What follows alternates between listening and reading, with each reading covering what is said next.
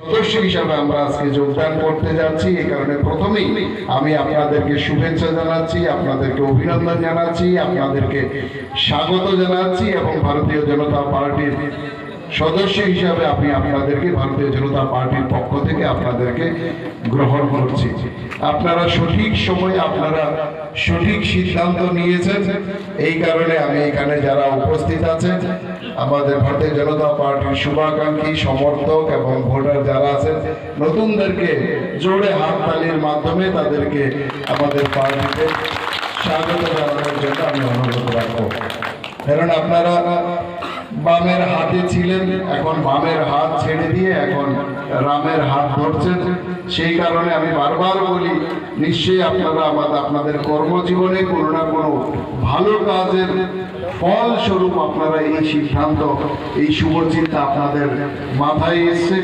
আমরা যখন আমাদের জীবন অতিবাহিত করি তখন আমরা সারা জীবন যাই করি না কেন, ভালো মন্দ পাপ পুণ্য সেগুলো থেকে আমরা মুক্তি পেতে শেষ জীবনে আমরা হরিনাম নেই, আমরা গুরু নাম নেই। তো বর্তমান বিশ্বের যে রাজনৈতিক প্রেক্ষাপট, সেই রাজনৈতিক প্রেক্ষাপটে অতীতে আমরা যাকেই ভোট দিই না কেন, ভালো করেছি আর মন্দ করেছি, পাপ করেছি আর পুণ্য করেছি, কিন্তু সমস্ত পাপ থেকে এই রাজনৈতিক প্রেক্ষাপটে মুক্তি পাওয়ার নাম একটাই। বর্তমানে রাজনৈতিক পরিপ্রেক্ষিতে মোদিজিকে ভোট না দিলে আমাদের সেই পাপ মুক্ত হবে না। সুতরাং আমরা যেরকম হরিনাম গুরু নাম নেই, সেরকম আমরা ভালো কাজ করেছি বলে আমরাও আজকে আমাদের অতীতের পাপ থেকে রাজনৈতিক মুক্তি পাওয়ার জন্য আমরা মোদিজিকে ভোট দেওয়ার সিদ্ধান্ত নিয়েছি এবং আমরা এই সুযোগ আমরা পেয়েছি। সুতরাং আমাদের এখানে পূর্ববর্তী বক্তারা আমাদের বক্তব্য রেখেছেন, বিভিন্ন বিষয় নিয়ে আমাদের সামনে বক্তব্য পেশ করেছেন যে আমাদের কেন আমাদেরকে মোদিজিকে আমাদের ভোট দেওয়া উচিত।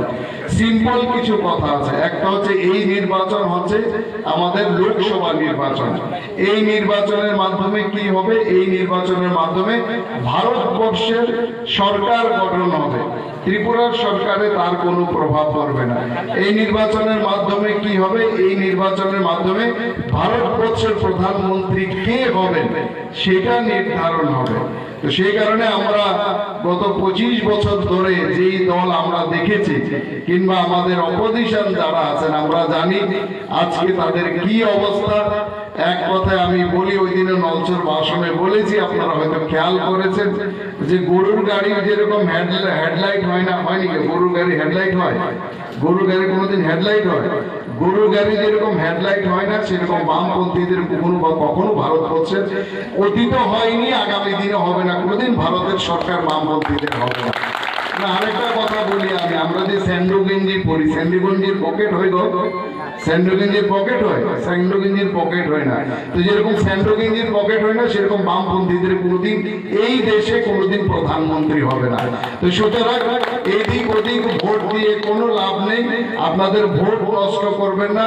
এবারকার ভোট আমরা জানি, এবারকার নির্বাচনই একমাত্র নির্বাচন যে নির্বাচনের আগে আমরা ফলাফল সম্পর্কে সবাই জানি।